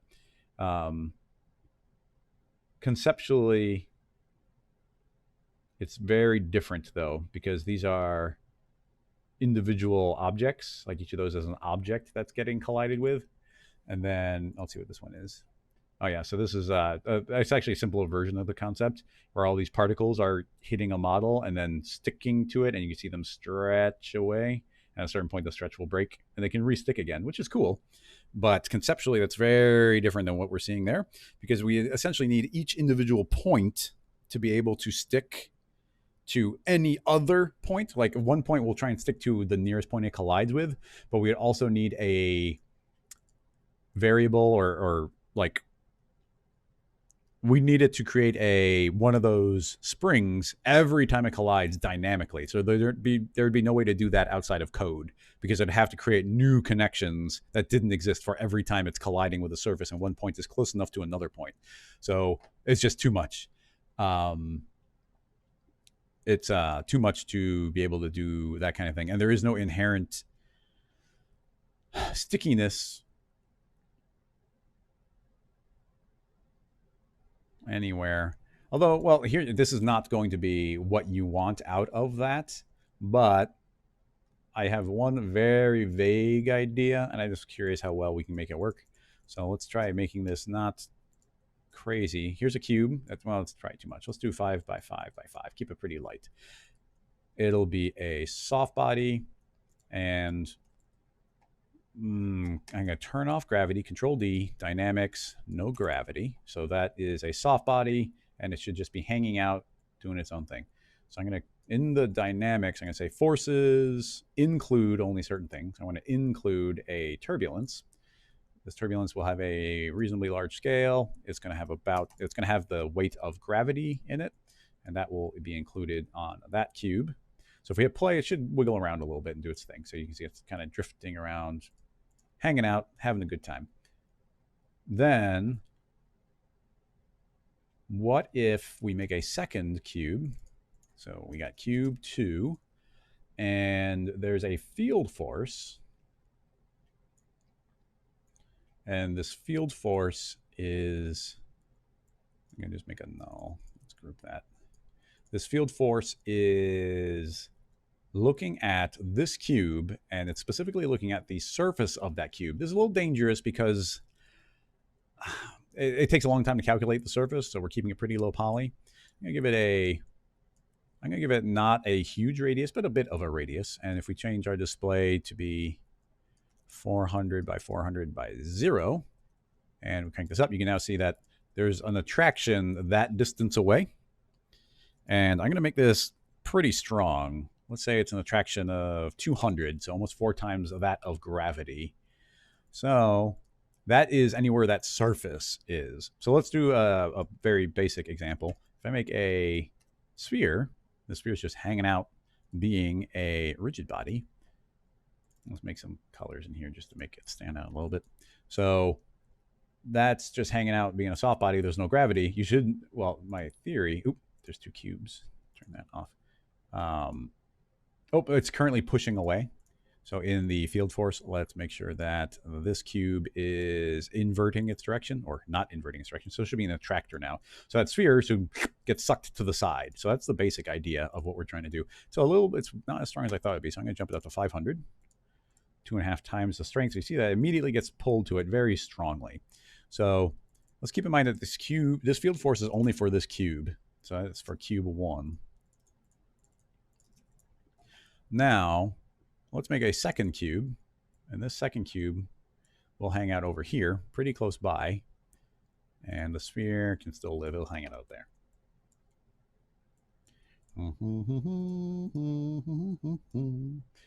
So this cube will not see the turbulence, but it will see that field force. So this soft body should be attracted to that soft body effectively, not vice versa, not yet anyway.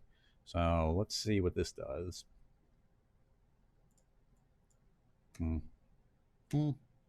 Mm-hmm.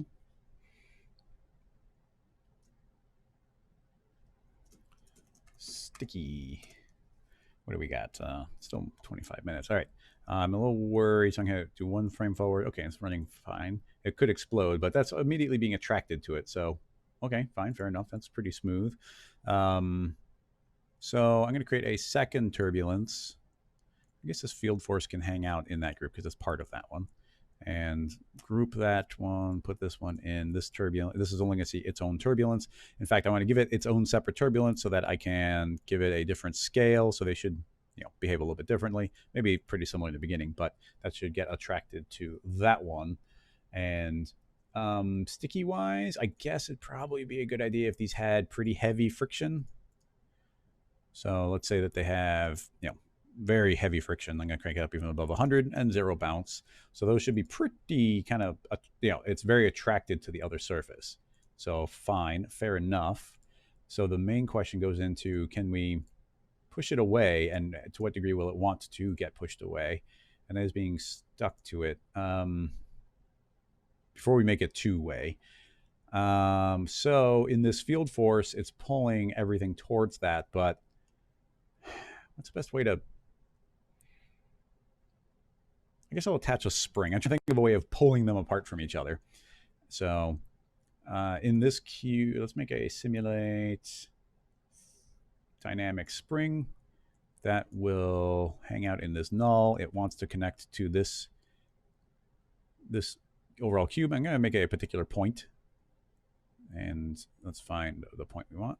I really like one of those corner ones.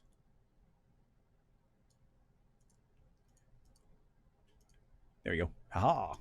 So snapping, snap, turn off snapping. Okay, set length, and now that should be constantly trying to be like, no, don't leave me. So you see how that was kind of like, okay, I want to follow the cube, but it didn't take much for it to float away. So let's do a couple of things. Let's make the soft body a lot squishier. So structure is good, but I'll let it shear a lot more, and definitely let it flexion a lot more. Although doing some pressure seems like maybe a good idea. So I'll give it a little bit of pressure. Let's give it some volume conservation. Okay, so it's like you can see it's squishier, and it's like, I really want it to be stuck on there, but it's not. Or it's not enough to super pull it. So now let's keep on cranking up the velocity. I'm going to get 3 times stronger, so it should be very attracted to it. Okay, that's not bad. It's not bad at all. Let's put another spring. I'm going to make the other corner sticky. And let's drag this up. Okay, so that should be holding both corners. Okay, so it's stuck, and now these are saying, no, no, no, no. Oh, it's enough to... Well, this attractor's got nothing to do with it. So that one's free to go and do whatever it wants. And this one's like, no, don't leave me. Okay, that worked pretty well. That's working a lot better than I was expecting. So let's do the equal opposite. So I'm going to drag a field force in the hangout here, and this will be a field... I guess I don't need to... Well, let's name them. Field force cube 2. So now this first one will also be getting attracted by that force, and this force will be replaced by this cube. So we got 2 cubes that are attracted to each other. So this one's also not going to want to leave. So I imagine right now the turbulence won't be enough for it to blow away, but they're both very stuck on each other. So I'm going to attach the spring. Let's put a spring on this cube, and we need to find a point on that one. I'm just going to do it. Hopefully you can make it work on 1. So I'm going to put it up there, and let's see how quickly we can figure that out. 0. Up. There we go. Haha. Very easy. Okay, 0.5. So if we hit play, not much is going to happen, but if this is strong enough, the spring is strong enough, the hope would be, and did we apply the same soft bodiness? Soft body. I want to make, if we didn't, I'm going to select all of these settings, copy, go to the, nope, wrong one. This one. Copy. Paste. So they're both equally squishy. And this spring, I'm going to keyframe and let it play. let's see, right around frame 60. This spring will be over here. Keyframe. All right, I don't know how strong the spring will be, and this is a dangerous rig, so let's save it. Hit play. So they are attracted to each other. The spring is starting to pull.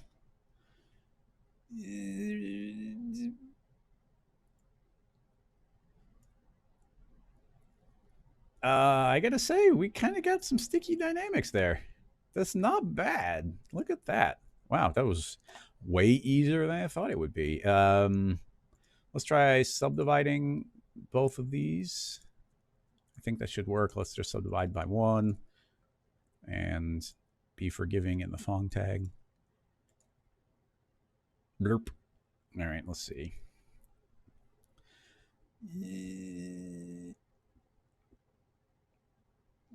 No, don't let go.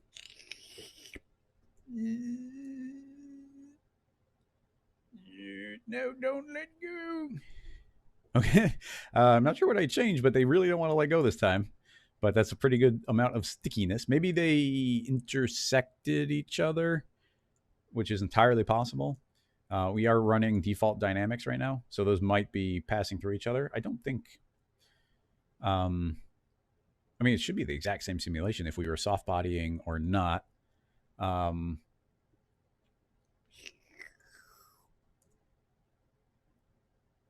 Well, let's force the spring further. Yeah. Keyframe. Smoosh. Pull.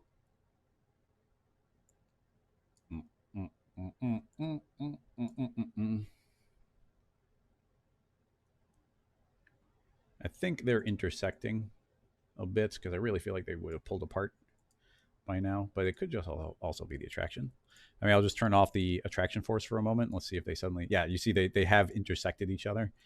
But yeah, as soon as I turn it off, you can see how the attraction is almost everything that's happening. Now, technically, if these were going to be, if they're attractive, if they're sticky, then their distance should be very small. Right now, this is being fed a radius of 100. I'm gonna say it's just a radius of 10. So it really has to be close to the surface before they get attracted, in which case these might not initially attract to each other.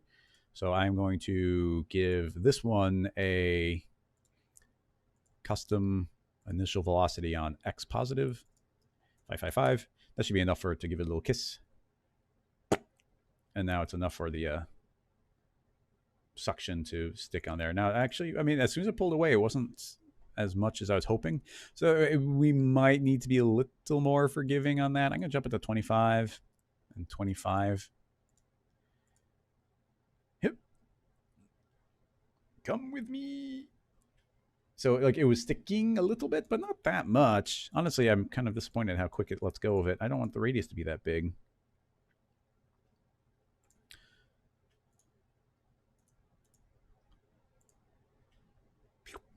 But I guess it's it's a twofold function. One is like how strong is the strength. But as we increase the strength, we need to keep in mind the steps per frame, because these are going to just start intersecting each other very quickly. I'm going to jump this up to 15. There's always a level where that can work against you. But let's see.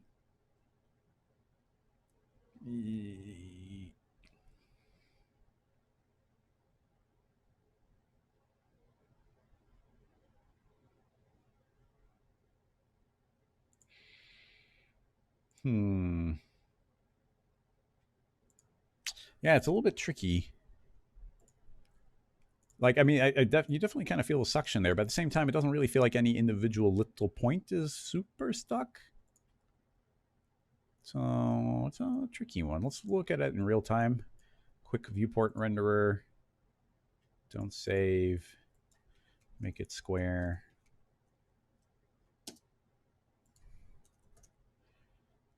All frames, viewport renderer, copy from viewport, load my own preset.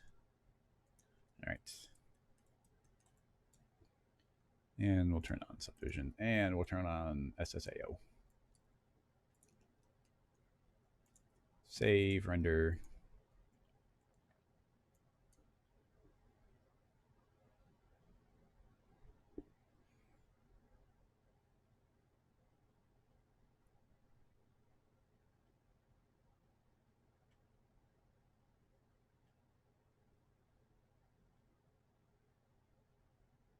Yeah, let's see what that feels like there. Yeah, let's go really quickly. So what's the actual solution here? I mean, do you make them bendier? Like, do we make them really flexible? And maybe even pull down on the structural? So they're really flexible, so they're really easy to get tugged. I don't think we need the turbulence anymore. That's not really something we're seeing.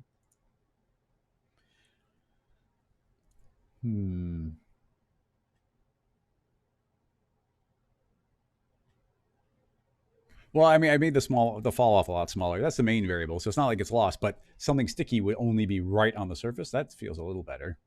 Maybe it just wasn't quite flexible enough, so it was letting go a little too easily.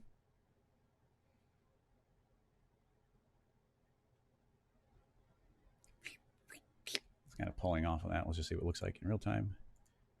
And it's not as... It's definitely more flexible, but like I say, it's not feeling quite as sticky. Let's mostly, I mean, the difference of what we did earlier and what we're doing now, it's a pain that you can't select more than one. Before we did the radius up at 100, let's just crank it up again and take a look at it at the bigger radius. Bunk. Oh, God. It's like two cubes making out. Oh, my God. They're blobbing completely into each other.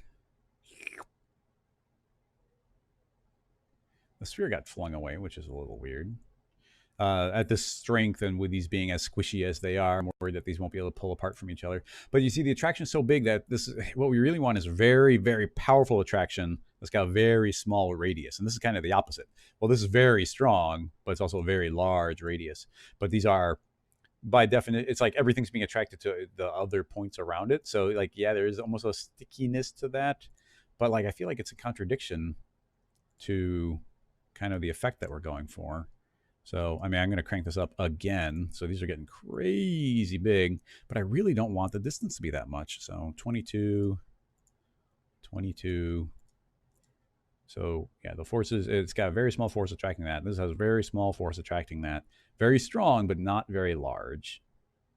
And we can clip this to the outside. That'll make it calculate a little quicker. Outside.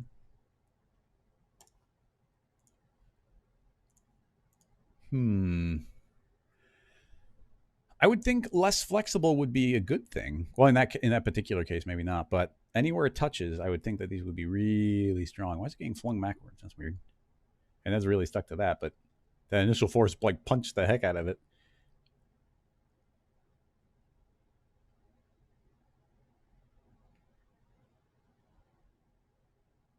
I mean, that should be pulling this one.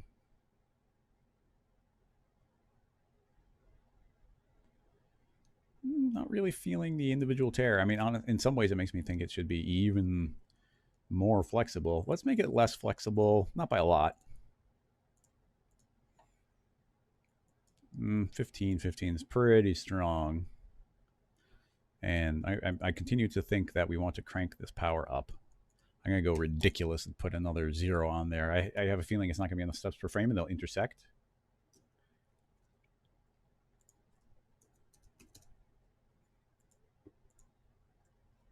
We can crank up our steps per frame, but oh man, that's punching it so hard. This initial velocity, or maybe it's just the initial traction, but why did yeah,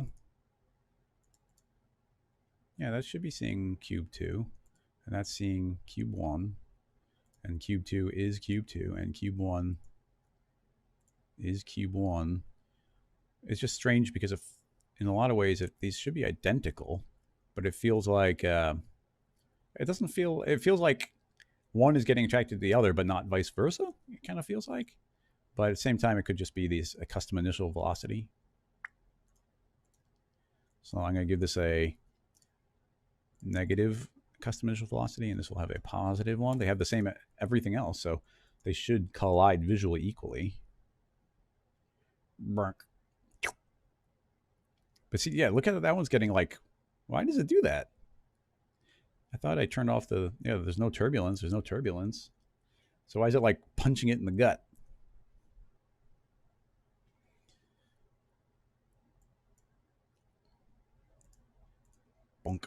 I mean, it feels like a field force thing. But yeah, that doesn't feel natural. I wonder if there's a order of operations type of issue. Can I pull both of those out and have them both calculate up there?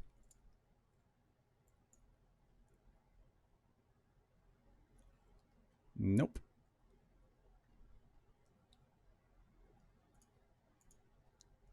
These are identical rigs. I mean, there's two springs on one, but that shouldn't be doing this. Yeah, that's identical. Force include. The order is different, but that really, really, really shouldn't matter.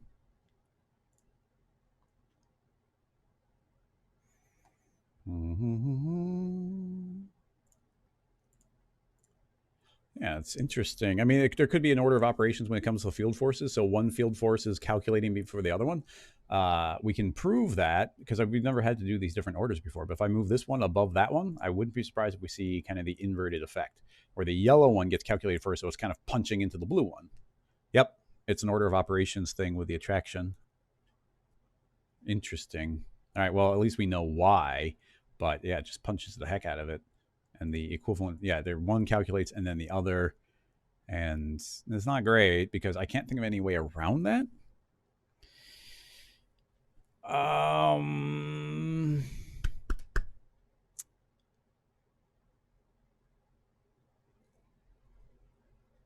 So yeah, one calculates and then the other one calculates. And but like this really, I mean, if you want sticky, it's got to be really strong. Like these have to be powerful.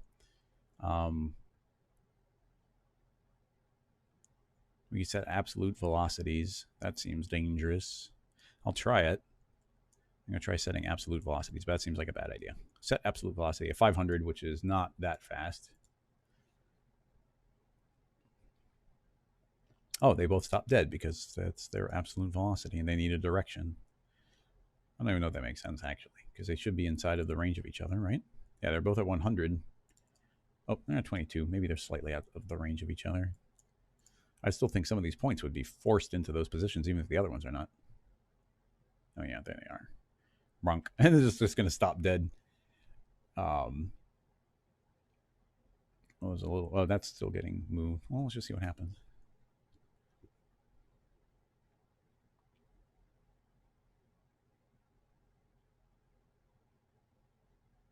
Interesting.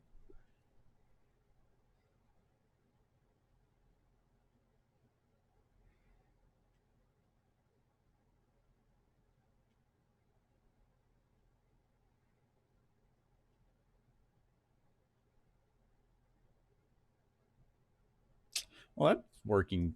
It's working better than I thought it would. They're very stuck to each other. The order of operations is, I mean, they seem super stuck. But set absolute velocity is not a setting I'm super familiar with. The only force that's being applied here is the stretching apart, saying, no, no, no. Stretch. And they do seem super stuck to each other. So I guess that's a positive. Let's leave them. That's an absolute direction. This isn't even about the power of it. This is like a speed that they're trying to go in a particular direction. So that's fine. Let's stiffen both of them up again. Back to 100, back to 50. Let's just, yeah, these will be quite stiff overall.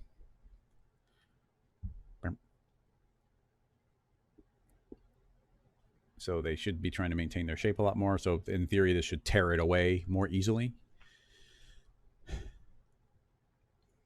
Sid, fall off to break up. What does that mean?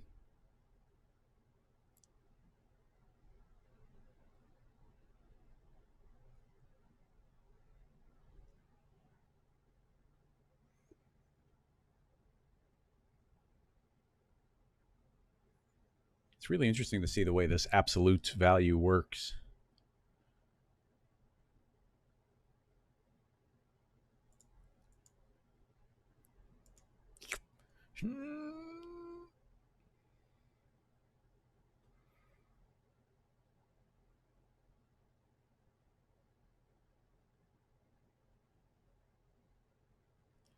Interesting. All right. Stiffen them up even more. 150, 150, 200. Go.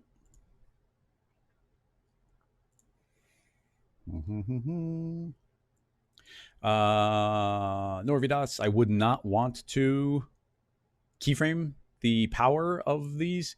I don't want to let go at a certain point. I want to get pulled so hard that it lets go at a certain point. But this absolute direction could be the problem. Or the absolute, set absolute velocity. So it's like, this is your speed. You're attempting to do this. It might not just, like that rig could be in contradiction where it just can't let go. Now, having said that, let's try pulling the spring even further. So it's really getting yoinked over there. I'm going to increase its stiffness to 5. Actually, this does seem to eventually be getting torn away a bit. We ran out of frames, but if it tears quicker, that should work, and I'll give it a few extra. Go. Sticky, go. I'm glad we learned that we could put springs on soft bodies like this because it does make it so they're controllable, like in a very kind of keyframeable way. Like when you give a tug to a corner.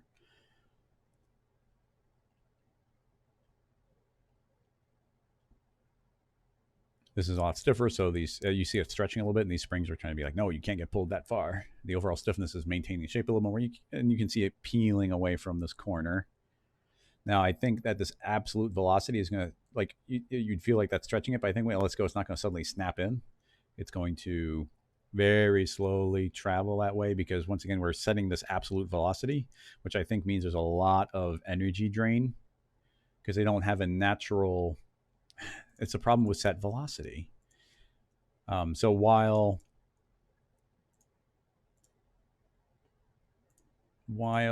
this, like, at its face value, you see it seems like it feels like it's sticking more and it's not exploding, but essentially that's what it's not triggering the problem that we kind of were visually seeing where we were setting the velocity and one was getting applied before the other one. It was like forcing all the calculations through.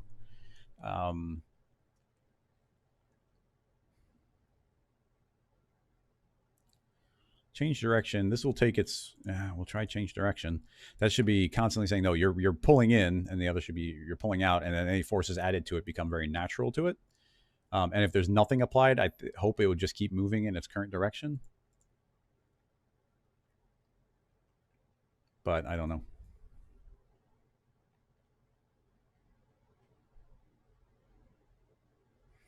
I'm not really feeling. Oh yeah, that's not going to work because this is not getting attracted to that one. There's no. It's just changing the direction, and the direction's like, well, here's my direction, but my speed is 0, so it would need some sort of speed applied, and it doesn't feel like.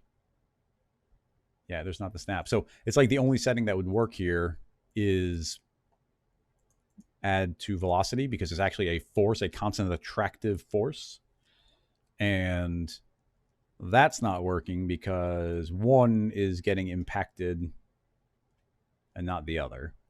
Now, I guess there is a chance that, I mean, you kind of want one sticking to the other, and that's just a force applying. So if we just turn off one of them, so now I'm just going to put a really strong stickiness from one to the other one, and it's not going both ways. So one is stuck to the other, not vice versa.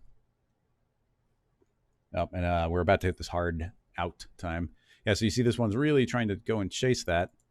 Like, but it gets yanked away really quickly, and that one's not reactive at all. So without the dual forces pushing both ways, I don't think that we end up with the end result that we're looking for. Bronk. So this one, I mean, this one would work, and I've lowered the power, but I think we'll lose a lot of the stickiness. At least it doesn't look like it's punching in the gut, but look, we just don't have the sticky vibe. There's a little bit of stickiness, and you got to keep it. The only thing making this yellow one travel left is if it's stuck to this one. So that is a little bit of stickiness. I mean, you can look at it. There's some stickiness there, but it's not that much. I don't know. There's more to explore here, but I'm a little worried about the limitation we just saw. But still, it's a cool question. I'm glad we explored it with the idea of fields, and that is pretty neat. So let's see.